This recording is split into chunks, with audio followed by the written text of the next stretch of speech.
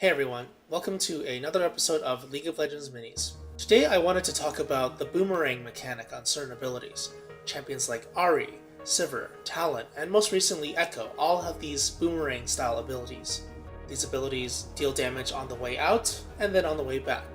Sorry Nar, your Boomerang may be a boomerang, but it doesn't count. There are two ways to use these kinds of abilities. One is hitting your opponents at max range. This makes it harder, almost impossible to avoid, and almost guarantees a double hit. If the Boomerang ability doesn't apply any ongoing effects, this is generally how you want to use it. The second way is much less common, but it can be a very good way to make a play, and that is when you manipulate the return of the projectile to your location, your current location or a new location, depending on where you move.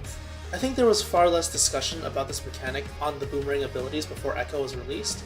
Not many players realized how important the return portion of these abilities were, possibly with the exception of Draven and maybe Ahri.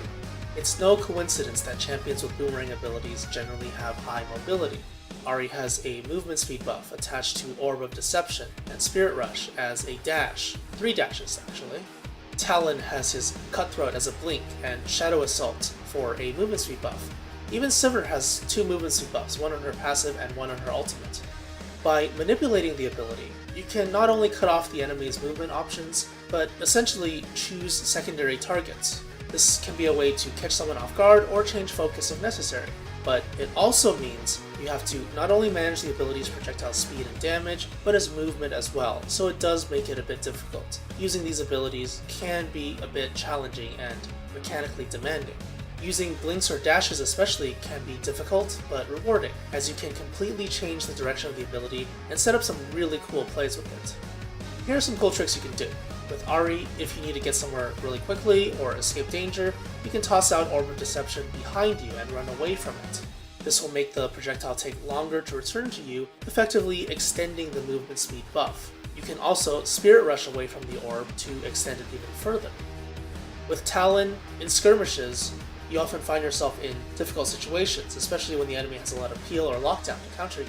One option is to Shadow Assault in place, dealing damage to everything around you and going into stealth. The stealth and the bonus movement speed will help you hide and reposition, and after you find an appropriate target, Cutthroat to that target. Let's say if you need to escape, go to a nearby minion. Or if you find an enemy champion that is out of position, you may want to Cutthroat onto that champion for a kill.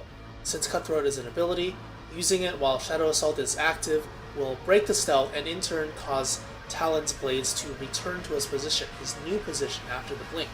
Since it also puts Talon behind his target, the returning blades will likely be very easy to hit because of the 99% slow and deal extra damage because of the damage amplification.